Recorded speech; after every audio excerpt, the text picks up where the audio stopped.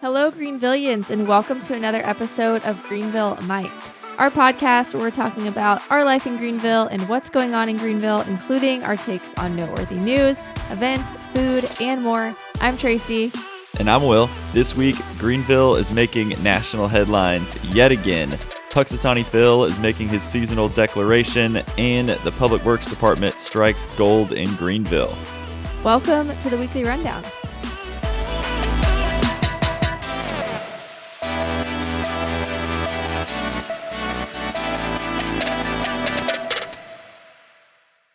This episode is brought to you by Common Pops, delicious frozen popsicles made right here in Greenville, South Carolina. Valentine's Day is coming up, and there's no treat that says I love you like a rich, chocolate-covered strawberries and cream Common Pop. Seriously, go to their Instagram and check out a picture of this pop, and then go buy one for your boo. You won't regret it. Common ingredients, but uncommon deliciousness. Visit commonpops.com or at commonpops on Instagram to see how to get your hands on a pop near you. All right. So, getting us started today, we've got to talk about our experience at Claire's for ice cream for breakfast day. Ice cream for breakfast day, one of the best national holidays all year long, right up there with Christmas and my birthday. And Easter. Yeah, it's a great day. I honestly can't believe it's already time for ice cream for breakfast day again. I know. Because, I rember last year we were waiting in line at Claire's. Yeah, it feels like yesterday. It does. I remember all my ice cream for breakfast days. Yeah. No, it was a lot colder last year. It was. It was really nice. And we got ice cream. It was around 11 a.m. And honestly, with how warm it was, and it felt like almost midday, afternoon-ish. It wasn't yet, but It didn't feel weird. No, it didn't feel weird. It never really feels weird, though. Yeah. I feel like if you went at like 8 a.m., it might feel weird. That's right. But it did not feel You're weird right. at 11 a.m. No, it didn't. It felt perfect. What kind of ice cream did you get? So I got the cinnamon roll. We did a little switcheroo from last year. We did. So last year I got coffee and cream, which you got this time. And you got cinnamon roll. And this time we switched.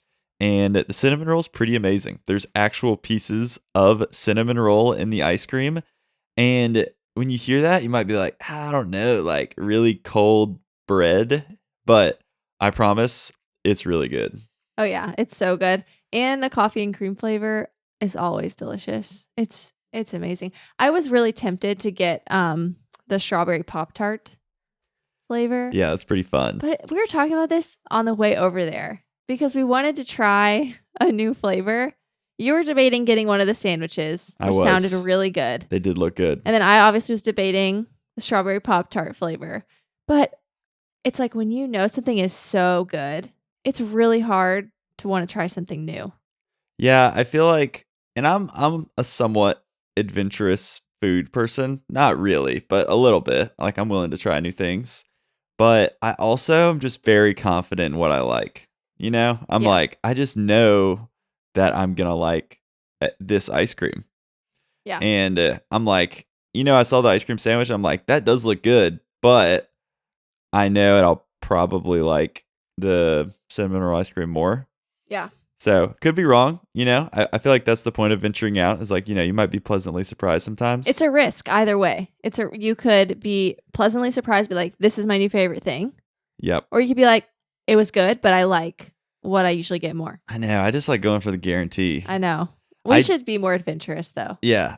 For me, I think getting the cinnamon roll is a little more adventurous. Like coffee and cream is probably more up my alley. And honestly, I think I still prefer coffee and cream. Really? Okay. Just because it's like there's less mix-ins. It's like I feel like at Claire's, I just enjoy things with less mix-ins because I just love the texture and the creaminess of the ice cream. Yeah. And I don't want anything to distract from that. Not that the mix-ins are bad. They're good, but I'm like, I feel like I crave more of just honey vanilla or coffee and cream or like a single flavor and the same texture of the ice cream. Yeah. Rather than having a bunch of mix-ins in it. So that makes sense. That's my stance on that. That's a solid stance, I think. Thank you. All right. Is there anything else we want to talk about before we get into the news? Yeah. Is there anything you're excited about right now that you'd like to share?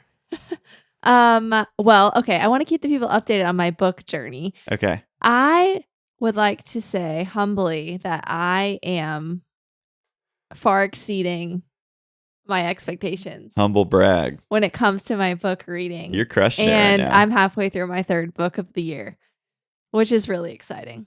It's So- impressive. And you're not reading like Harry Potter. Like you're crushing like, books with a lot of good, solid nonfiction content. Right. And I almost like an object in motion stays in motion, right? Yeah. So I'm reading, I'm just chugging along.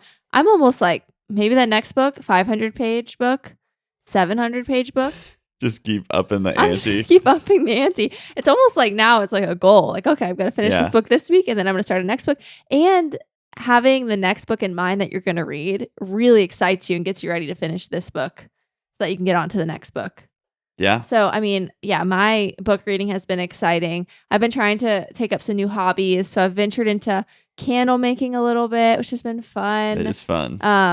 Just like that's really restful. That's a restful activity Yep. to just like melt your wax and scent it. And I don't know all the language for candle making, but it's been really relaxing and I'm going to give them to my friends. Yeah. We were talking about this. I feel like there is something very relaxing and life-giving and good about these like kind of process-oriented tasks that you kind of just like working with your hands and you like you're not like racking your brain trying to like I don't know, like solve some equation. Yeah. It's just kind of just like, I'm just going to like do this peaceful motions. Like I feel like that with making coffee Mm-hmm. or woodworking, Yep. it's like it requires precision for sure. Yeah. Like you can't just like fool around, but Right. it's like kind of just like losing yourself in a simple art. Yeah. That's And- really restful. And I will say too, it's a little bit of problem solving, just like you've experienced in woodworking. Mm-hmm. Like something is slightly off with this candle. Why, I don't know, why are there bubbles in the Mhm. wax or what's happening? And then the next time you research, and then the next time you're like, okay, I'm going to try to fix this one little thing with the candle. Right. Or why is it not smelling super strong when I'm putting the right percentage of like scent in?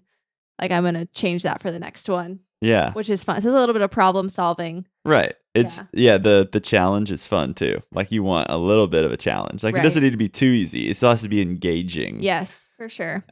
Yeah, woodworking, I feel like that, like as long as I'm okay with making some mistakes, then it's fun. If you're Yeah. like you're doing it and you're like, I really don't want to mess up, and then like you do mess up and things go wrong and you get stressed out, like I've been there, and that's when you kind of lose that peacefulness. Mm-hmm. And so I feel like you kind of just have to roll with the punches. Yeah. And just, that's part of the process. And Yep. just enjoy the process itself, not necessarily creating a perfect end product. For sure. Yeah. I also think we should talk about our Culver's influence that we have been having. Yeah, we got some people to go to Culver's. And that's pretty exciting. I love hearing from people that they have tried something that we've talked about. Yeah, you want to be an influencer. No, maybe a little bit, but I love being excited about something and then getting other people excited about something. Oh, for sure. It's fun to share the things you enjoy and love. And I will say I was influenced to go to Culver's Yeah. by a podcast I listen to. Yeah, people have been talking about Culver's a lot. They have. And that podcast honestly deserves ads from Culver's. Yeah. And we do too. Yeah. I know. We should contact them. We should. We should just invoice them. I wonder if they're locally owned. I don't know. Like a Okay. franchise model like Chick-fil-A? Yeah. Maybe. We should look into I'll it. look into that this week. One thing I've been excited about, I know we've talked about running. I'm probably talking about running too much right now. I wonder if people are starting to get annoyed. But Fast forward 30 seconds. fast if you're forward if you annoyed. don't want to hear anything about running. But the Marathon Olympic Trials were this past weekend, and that was so fun. I know like you like watching people run, you're like, can that really be fun? But honestly, when you understand the nuances of it, like people all have like different strengths and there's like different pacing strategies, and there's like all these like dark horse people who like you haven't heard of, like the girl who won the Olympic trials on the women's side. Like it was her first marathon. Yeah. She just had like a really fast time in the half marathon. And it's like, whoa, this girl came out of nowhere and she like led the pack for a long time and then she just took off. Yeah. And so it was fun. I don't know. I really enjoyed it. Yeah, that's cool. I'm laughing because we didn't watch it live.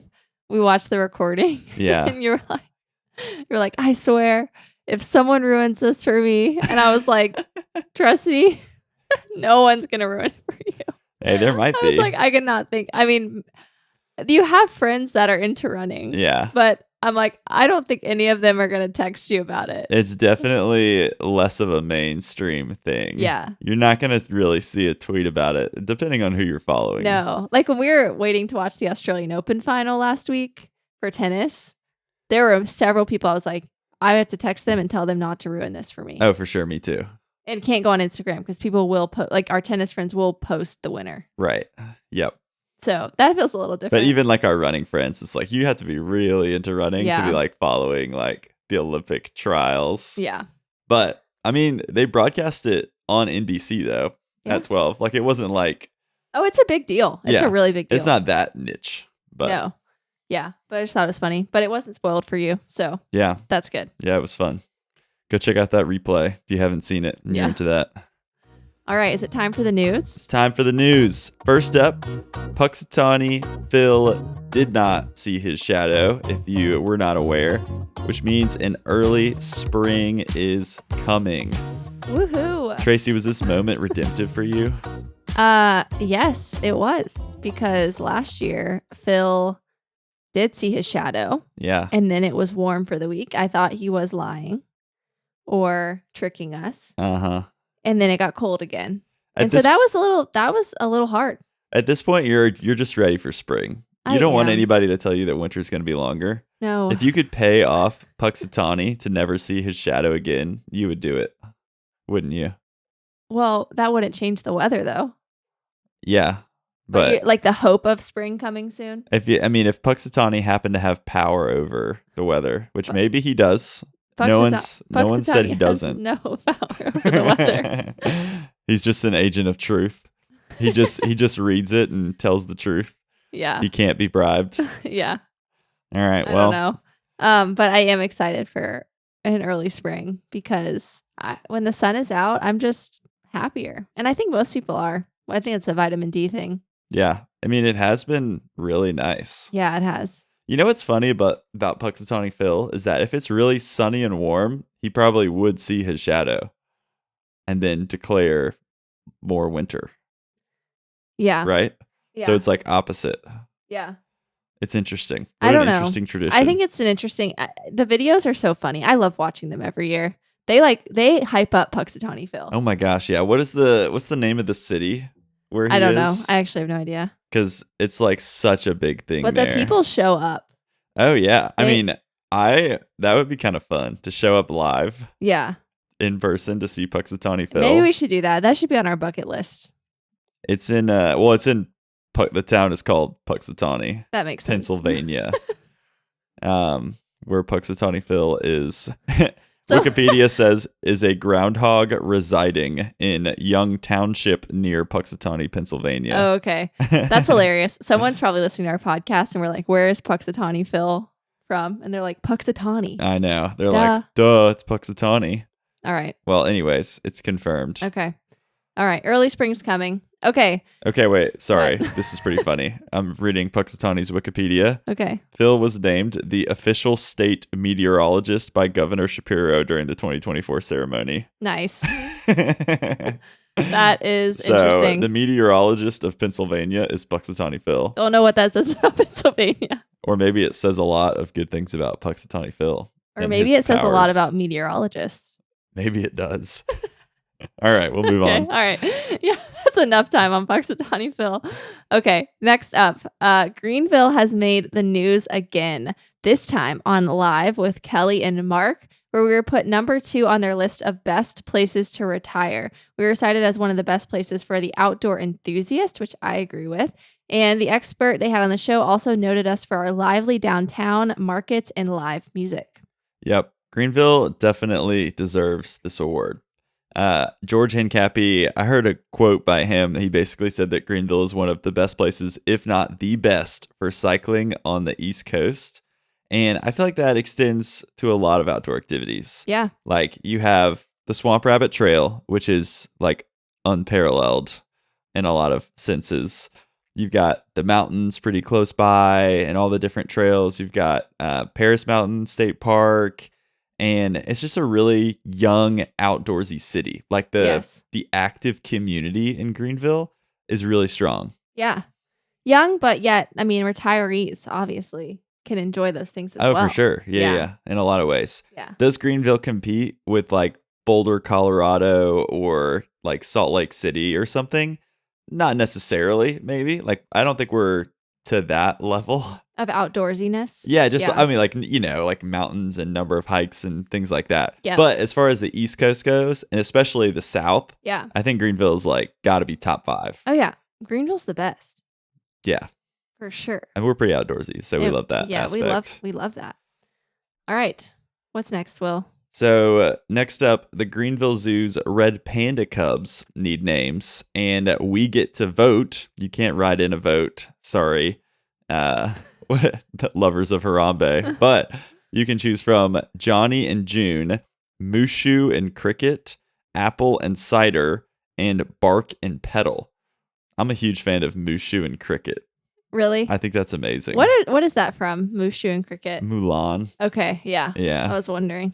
I actually did vote. I voted for Johnny and June. But wow. You'll be happy to know that Mushu and Cricket was in the lead last time I checked. I am very happy to know that. Yeah. Yeah, I'm a Mulan fan. Yeah. I actually never saw the live action Mulan. Did you? Really? No, I didn't. That seemed interesting. But I do love how the zoo lets us vote on the names. That's I know. Really fun. I think that's really cool. Those are some good choices too. My votes never win, but that's okay. It's because you're a nonconformist. Probably. You're not picking the popular things. Nope.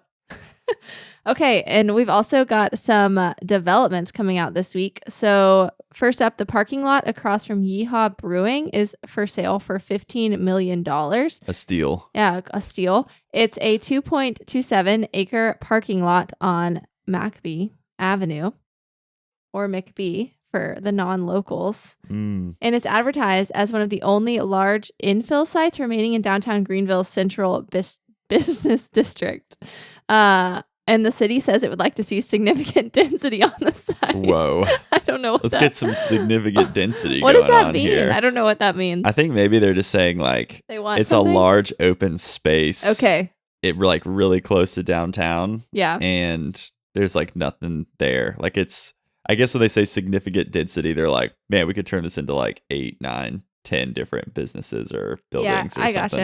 Gotcha. Don't we need that parking though? I'm confused about that. Well, as I've said before, that parking is extremely expensive. Okay. Because I've tried to park there to go into Yeehaw. I mean, you could probably try to park there and not pay, but that would be against the rules. Yes. So, but if you do pay, it's like minimum $10. Yeah. Even if you're there for like 45 minutes. Doesn't matter. That's expensive. Okay. So, yeah, I don't know. Give me some more restaurants or something. I gotcha. Yeah. Give me another trampoline park. I'd prefer that. Downtown? Yes. Yeah. That would be fun. That'd be cool. If anyone is going to do that, you got to give us some creds there. All right, next up, 700 new homes are coming in 3 developments near the intersection of Fork Shoals and West Georgia Road in Simpsonville. They're going to be added to existing neighborhoods. That's a lot of homes. It's a lot of homes. So if you're looking to buy a home, check them out. You might be getting a good rate on some of these newer homes. Yeah. Some of the newer homes have much better interest rates. Yeah. Than older homes. You were telling me that. Yeah. There's the new builders. They'll like cut you a deal. Incentives. Yeah. I think that's like one of their new incentives right now. That's interesting. Mm-hmm. Okay. Well, look into that if you're wanting a new home. Okay. And then next up, Nick and Norman's is coming to the Smoke on the Water space downtown. Norman Reedus and Greg Nicotero from The Walking Dead are the creators of this restaurant. And this will be the first location in South Carolina. They already have locations in Georgia, Tennessee, Kentucky. I think they have 2 in Kentucky, actually. And they are going to offer your pretty classic American food like burgers, flatbreads, meatloaf, chicken. Love all that. the American things. All the good stuff. Yeah. Okay. I've definitely seen Norman Reedus before. He's like maybe one of the most famous characters in The Walking Dead. I didn't really watch The Walking Dead that much. I didn't either. I feel like I watched a little bit of the first season. I was like, this is pretty gory. Yeah. And I'm not like a huge gore fan. Yeah. I don't know who Greg Nicotero is. That's interesting that... okay, I know him a little bit. He looks familiar. That's So these are interesting actually actors? Yeah. Okay. It's interesting that they decided to start a restaurant Yeah. like this before. I mean, that's interesting. I know. And they have several locations. I know. They're like, man, Walking Dead was great, but let's open up a chain of American restaurants. Yeah. That's what we really want to do. I know. It's fun. All right. And we're going to end the news with 2 feel-good stories from the week. First up, every student at Berea Elementary School got a new pair of shoes last week thanks to Samaritan's Feet International, which is a humanitarian aid organization, and Communities in Schools of SC. Berea is a Title I school, which basically means 40% of students are classified as low income. So that's pretty hype. That is pretty hype. I think that's really cool. Yeah. I feel like, I feel like sometimes like kids like that, they're not like neglect. I don't know if they're like, I would say neglected, but it's like, man, I feel like being a kid, that like is such a basic need that so many of us don't think about. It's like, hey, do these kids even have like working like good shoes? Yeah. You know, that's like such a small thing you don't think about. But right. I think that's a really cool organization too. I didn't even know that was a thing. So yeah, that's Samaritan's awesome. Feet. And then lastly, this is coming from the city of Greenville. Last Sunday, Melanie Harper lost her diamond wedding band while tossing her recyclables into the container at the Rutherford Road. Oh my goodness, that's a hard one to say for me. Rutherford. Rutherford. I can't say it. Come on, woman. Can you say it for me? Rutherford Road. Recycling center. Well, anyways, she ends up sending an email basically saying, I know it's a slim chance you'll find my ring, but if you do happen to find the ring during the course of processing the recycling, I would appreciate it if you let me know. So come Monday morning, instead of processing what was in the bin, public works supervisors and litter crew members decided to dump it all on the ground and look for the ring. And then after hours of searching, Travis Golden found the ring, which is funny. Perfect His last name. name's Golden. Yep. They ended up calling Melanie and she got her ring and all is well. The other men involved in searching for the ring were Jeff Hammond, James Burnside, Frank Dignault, maybe? And Manny Cruz. So shout out to those guys. Local heroes. I mean, that's awesome. It's so cool. That's really cool. I know. I love it when people like just go out of their way to help solve somebody else's problem that they don't even know. Yeah. You know, that was like, they didn't have to do that. Yeah. And they did. They spent hours out of their day. I mean, that's really cool. Yeah. I love really that's cool. like such a good, like, go people kind of story. I know. You know? Yeah. Those guys awesome. are local heroes. For sure. All right, let's move on to some events for your weekend. So Friday, Saturday, and Sunday, Ringling Bros and Barnum and Bailey are presenting the greatest show on earth, taking place at Bon Secours Friday at 7, and then Saturday and Sunday at 10:30. Tickets start at $20. Sounds fun. And then on Saturday, a craft pop-up is happening at the Greenville State Farmers Market from 9 to 1. So you can shop small vendors for a variety of handmade gifts, and it's an indoor heated space with plenty of free parking. Nice. Then also on Saturday, the Toasty Farmer and the Frosty Farmer are both taking place. The Toasty Farmer is from 11 to 2 at Fireforge, and the Frosty Farmer is taking place at Think Tank Brew Lab from 10 to 2. I wonder how they feel about us grouping them together like this. I don't know. I wonder if they're like friends or foes, you know, frenemies or enemies. I don't know.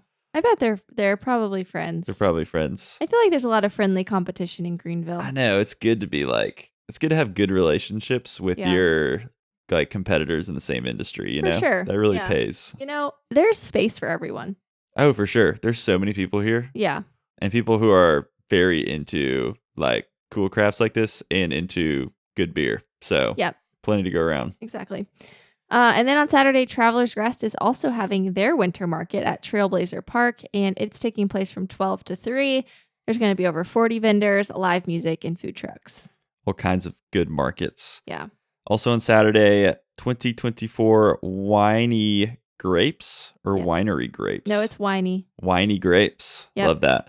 Greenville Wine Festival is happening at Ink and Ivy.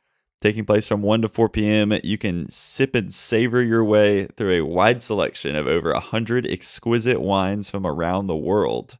Tickets start at $50. That's pretty fun. I remember seeing that last year, and I was like, this looks fun. And then lastly, on Saturday, Fire Forge is hosting a Mardi Gras party from 2 to 5. There's going to be live music from Tuba Gin and pastries in addition to their award-winning beer. Wow. Fireforge going hard. So they've got the Toasty Farmer from 11 to 2 and then 2 to 5, a Mardi Gras party. They're partying. That's going hard. Yep. I love that. All right. Well, thanks so much for tuning in this week. That's all we got for you. Please remember to like, subscribe, drop us a 5-star review, and share this podcast with one friend who you haven't talked to in a while. Yeah. And let us know if you go to Culver's this week and if you got the cheese curds. Yeah, and what Butterburger you got. And honestly, we haven't tried one of their custards yet. Yeah, we haven't. I know, we really need to get one of their custards. Yeah. How are their custards? Let us know. Yeah. And then that's it. So see you next week. Catch you next week.